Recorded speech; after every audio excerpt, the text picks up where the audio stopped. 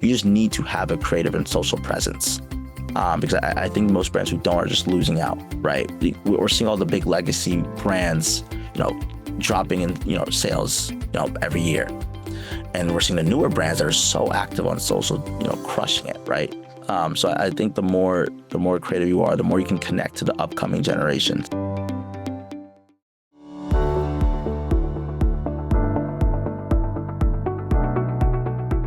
Vidovo is a UGC and influencer platform that connects D2C and retail brands with content creators and influencers. So our goal is to pretty much help out brands on the organic social end, paid ads, and also retail focused content.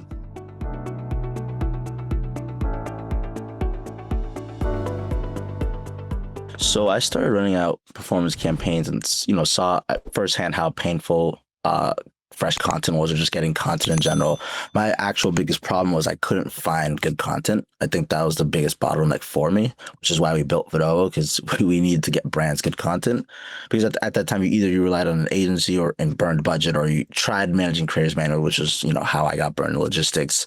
And what frustrated me the most was how slow, expensive, and sometimes how disconnected you can kind of feel with that brand, or maybe with the process with the creator, right? And universally with both, especially when you're testing tons of creators per week. But at that time, I know not a lot of people were testing a lot of creators. That's more a thing today. So obviously when I built Vidovo, I knew there had to be a better way, one way that could just be established into one system. And that's kind of how we can win out.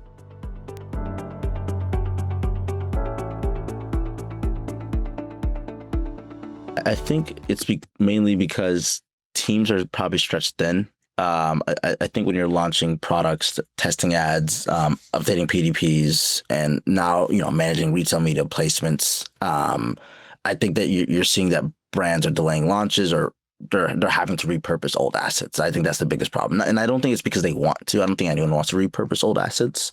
I just think it's because they don't have enough content. I remember speaking to a brand the other day, and their whole problem was they were using old assets for over a year, right? And they're like, hey, we need new content, like we need new creative, and we were the solution for them. So I think the real issue is that most teams underestimate that the ongoing need for content that's channel specific. I think that's the best way to put it, and performance tested. It's not just one video nowadays. I think we're in a whole different digital world, especially just the consumers getting smarter, especially with AI. I think it's 10 versions optimized for so many different platforms: Instagram, YouTube, TikTok, your PDPs, right? Retail focus. So I think it's becoming, times are changing. So I think that's a big reason.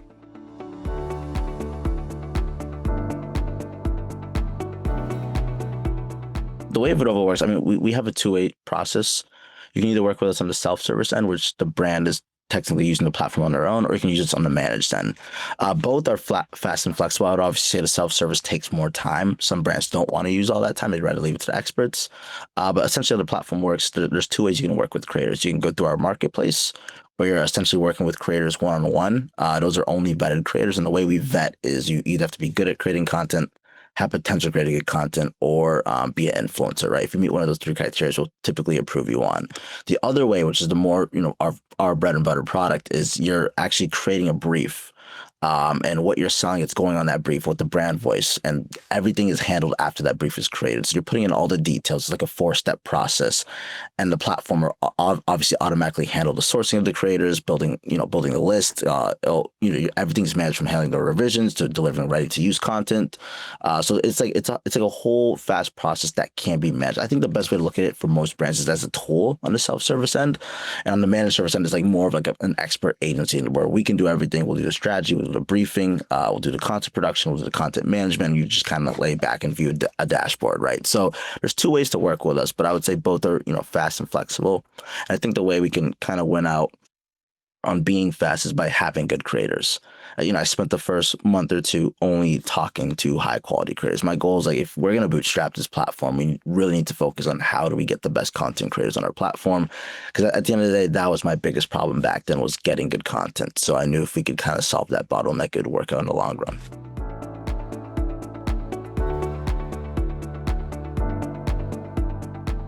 I think we're faster than a traditional agency just because we're a software. I think we're more strategic than a freelancer. Just laying back to the software world as well. And I think it's just way easier than building an in-house team. I think you save a lot of money. I think the average, you're saving 40 hours a week. So that's, you're saving basically a whole nother employee on a platform that's a fraction of the cost, right? More than a fraction, if anything. So, our dashboard keeps everything kind of centralized, feedback, usage rights, delivery, it's all in one place, where I think when you're moving and working with, a freelancer or an agency, there's just more processes. There's more built-in processes that kind of takes up time. And I think most brands want is just good content, and they want it fast, right? So if we can kind of, relay both, like, hey, get your content in 7 to 10 business days, or, get, and, use the platform at your own ease, or work with our managed team. And I think that's a a better way of winning out.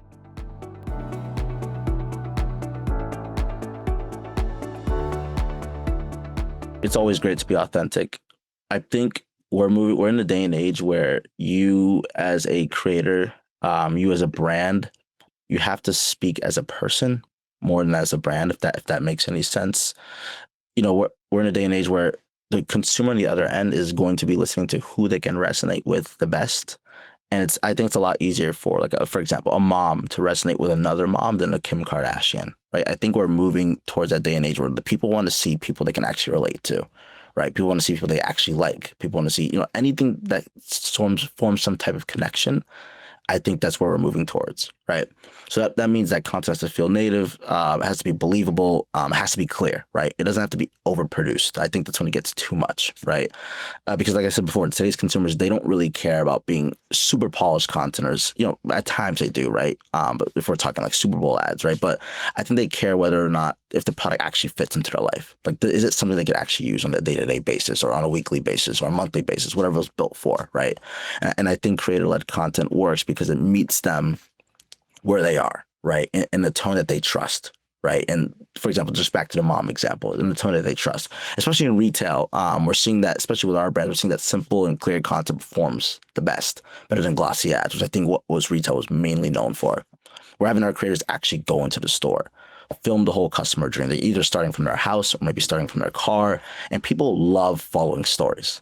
Like, if I'm on TikTok and I'm scrolling, I see someone, like, hey, come with me to blah, blah, blah. And it's a store I like, over to Walmart, it's Target, right? I'm obviously going to want to follow that journey. And it builds that customer journey because everyone can relate to walking into a store, whether it's pre-COVID or post-COVID, right? So I think content is so important, and I think the brands, 40% of our brands now are doing more retail-focused content than they were last year. So it's a big shift. We're seeing that numbers, heavily increasing by the month. So I'm excited to see where it goes.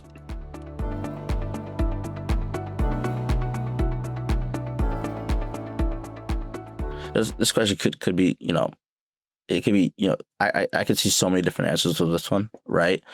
But essentially, Vidovo, we're not just making TikToks. Maybe in the beginning that's how we were, but nowadays we're not just making TikToks. Our content can run anywhere, right? Amazon, Meta, in-store displays, you name it, TV ads, like anything that you can think of where video can go, we can pretty much produce for it. So obviously we make the platform fit into the process, right? Whether it's square, vertical, short form, muted, text overlay, wherever the format demands, right? Because we're seeing different, especially nowadays, I'd say over the past 2 months, 2.5 months, we're seeing a lot of different format requests from brands than we were a year ago. A year ago was obviously just 9:16, 9:16, 9:16. Now we're seeing 4:5, 1:1, 16:9. So many different formats that brands want because they want to hit every single platform. Content is growing, right? So we're obviously going to align to the message wherever the shopper intent is. If it's a P2P video, we're going to make it clear. If it's a TikTok, hook has to be super fast. Frame has to be super fast because people are scrolling. If it's Amazon, focus on the benefits because that's all people care about, right? So, we're seeing, our brands are seeing mainly stronger ROI in retail media, especially. Just back to the last question, it's, creators are going to the store, reporting a customer journey. And UGCs, I think, is just crushing in high intent environments, right? The more relatable you can be, the better. I like I said, I love seeing Walmart content because I actually go shop at Walmart a lot. So anything I can relate to, the high intent has to be there. So that's kind of how my answer would be. So I think ROI, I would say probably retail media. Meta would probably be second. Social is always going to be on top, right? So that's just my, my bias. But yeah, that's what I would say.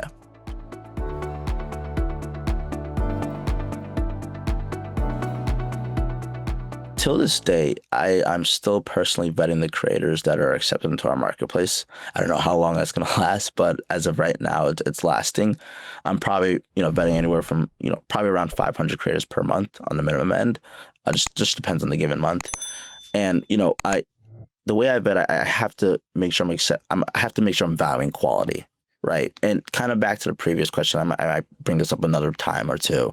It's because I knew if we were going to bootstrap, we have to make sure we do things the right way or we're going to get crushed. It's as simple as that. And I truly believe doing things the right way is how do you get the best creators on your platform? How can you make the processes easier for the brands? Because the better creators you get, the higher quality creators you get, indirectly it's building brand experience, which builds retention on our end. So it's a big plus for the brand, us, and the creator. It's a huge win. And speed and scale without burnout, that's our whole promise. I would say we've built the internal systems to kind of automate the messy parts, the creator comms. We actually one of the only platforms that allows the brand to speak to the creator beforehand. And most brands are like, well, that's crazy, like then why can't we just take them off the platform? Well, the goal is we built a great software so you don't have to. It's so sticky that you don't want to go off the platform. We have contracts, we have feedback loops, we have file deliveries, usage rights are unlimited, right? So that frees up our team to focus on quality and strategy instead, whether it's on the managed service end or the self-service end. And the biggest compliment we actually do get from brands is how easy we make things, right? You could ask any of our brands, one call, one briefing, we run with it. So they don't have to babysit the whole process if they don't want to, right? But our goal is just to make things fast and easy. I think that's how we've been since day one. That's kind of been our motto over here. So yeah.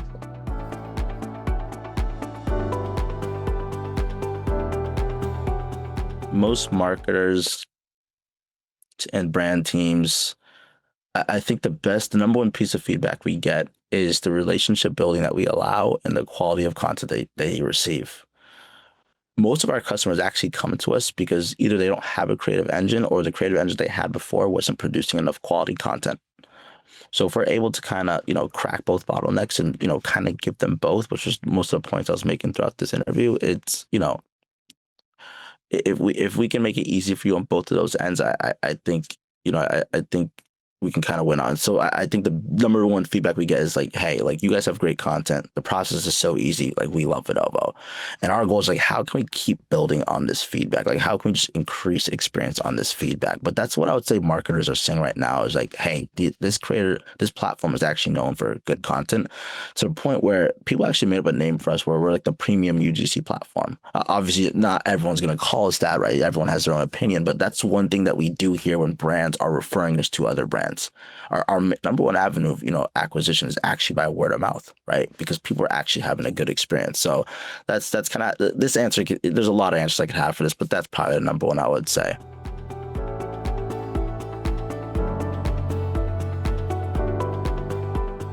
We work for best for brands with clear value props and that already have product market fit. That's just obvious though.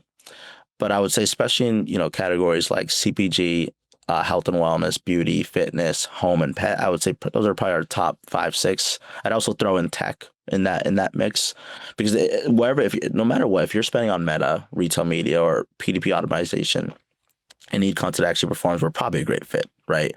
We're probably not for the brands that are chasing the viral moment, which is interesting because that's like the world I come from was like just trying to go viral. I think we're for the brands that are scaling smart and trying to be sustainable. So we can work with anybody. I used to get asked this question all the time, and actually it's still like I still struggle with answering this question because realistically we can work with anybody that needs video, right? We probably work best with the the categories I just mentioned, right? But we could support anyone on the creative end. So that would be my answer to that.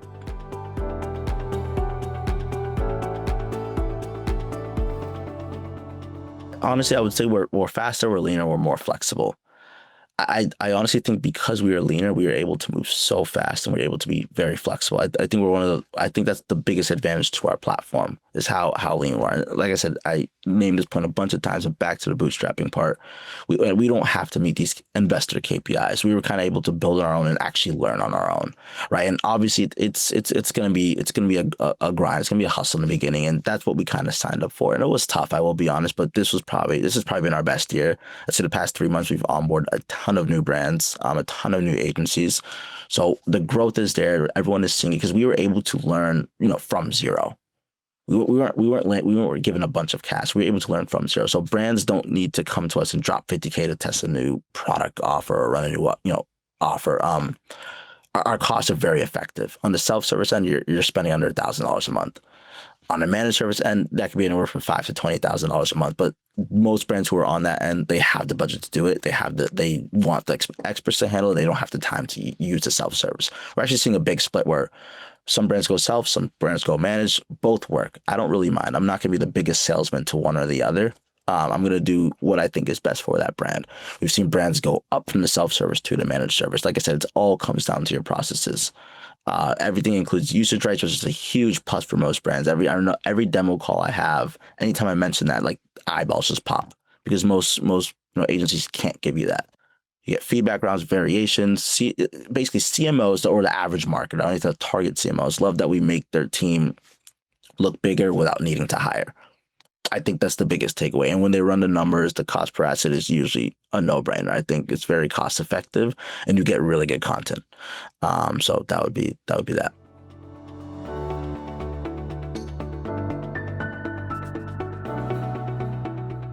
When I meet with most CMOs, the number one, like I said, the number one problem they have is, hey, we don't have enough creative, or the creative we have isn't working.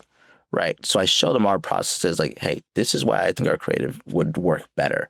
Because our job is like, we're not a creative and performance platform. We're just a creative platform. People try to bundle us in with the word performance because our ads typically do perform better just because the creative is better. So indirectly, we just work on making sure we can provide the best creative possible to the brands. Obviously, the performance will outweigh, the typical creative because bad creative is not going to perform. Right. So when I'm showing the CMO our system, they're like, hey, check out how this works. This is the self-service. This is what you can get. Here are the costs. Here are the type of creators you can work with. This has performed in the past. I think showing them past numbers makes it a lot easier because they want to see history. They want to see results. So the more results, the more cases we can show them, the easier the decision-making process is for them. And it's the same thing with the managed process, right? So I think that's kind of how we would evaluate it to a CMO. And it could be different depending on who the CMO is, but usually and always they just want to see how has this worked in the past? What are the CMOs saying about you, and how easy is this process, and what are the costs? Like that's like the main things we're typically breaking down.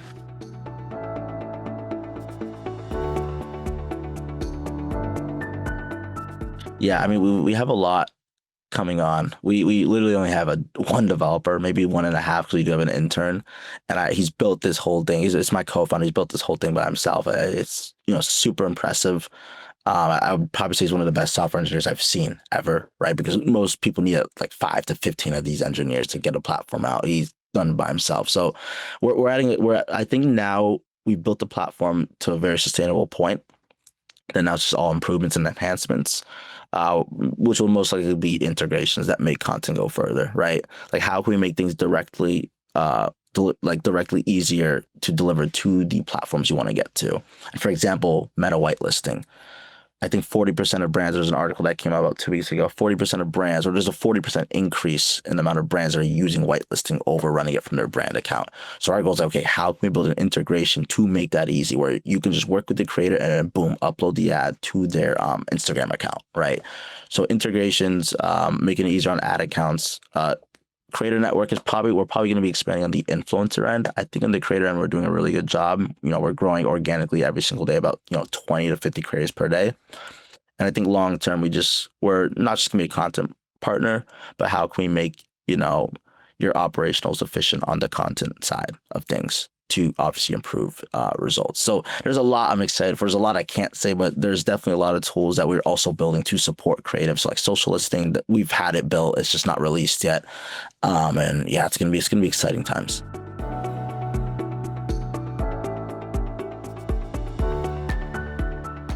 Retail teams are under pressure to deliver more content. This is just my opinion, faster and across more channels. I think they need to. When I first got into this industry, no one was even entertaining it. At least most folks weren't. But I think the more pressure we can kind of give to is like, hey, you need to get creators into the store. You need to develop, connections with your actual consumers, with these influencers, with these creators, with these people with actual engaged audiences. You need to run ads. You just need to have a creative and social presence. Because I think most brands who don't are just losing out. right? We're seeing all the big legacy brands, you know, dropping in, sales, every year. And we're seeing the newer brands that are so active on social, crushing it, right? So I think the more creative you are, the more you can connect to the upcoming generations, millennial, Gen Z, Gen Alpha.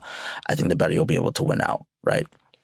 And with Vidovo, we give them that kind of done for you engine to meet the demand with the content that is native, fast, and built to convert. Right, that's the goal. So build it to convert, and we our goal is to simplify what's been messy and make it scalable. Because I've been there, I know how it's been messy. So that's kind of how I would answer that.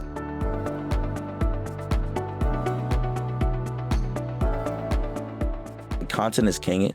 You need to be seen by consumers, and this goes for everything. It's not just social content. It can be B2B content as well, right? Content is king. You need to just be out there, have a presence, because you want to be top of mind. You always want to be top of the mind. Most consumers make a purchase like after what, 7 to 8 touches. It happens to me myself. If I see an ad usually 8 to 10 times and I really like the product, I will probably make the purchase. But if I only saw it once or maybe twice and it wasn't a really good ad that was hitting me, I probably wouldn't make the purchase. I would probably forget. So the goal is to make as many touch points to the consumer as you can. And the best way to do that is by being active on social, by being active on the creative end, by just being active in general. You want to be seen. You want to have people talking about you, right? You just need to be the top of the mind.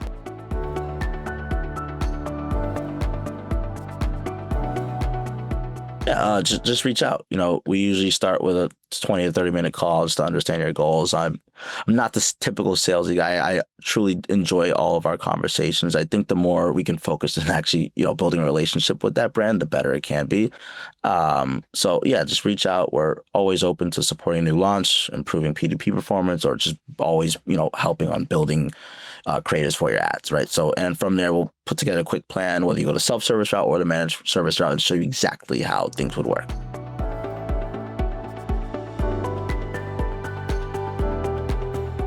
The way I go about my first conversation, and like I said, it's very genuine. I am not really by the book. I don't know if it's a Gen Z thing or not, but I live and breathe social media. I've been doing this for almost 5 years now.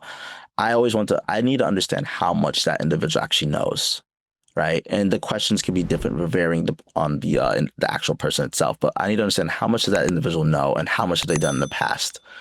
And the more I can know about that, the more I can know, okay, this is exactly how they should use Vidovo, or this is exactly what they should do. It's not about, how have your past ads performed? How is this done? How is that? It's literally like, how much do you know and what have you done in the past? Because that gives me the idea I need to know to understand, okay, this is what I think you should do. And this is what has been working for brands like yours, right? So those are probably like my main goals of finding out what to do on a call. And yeah, from there, I just kind of show you how the platform works, show you how the managed service could work, and we go from there.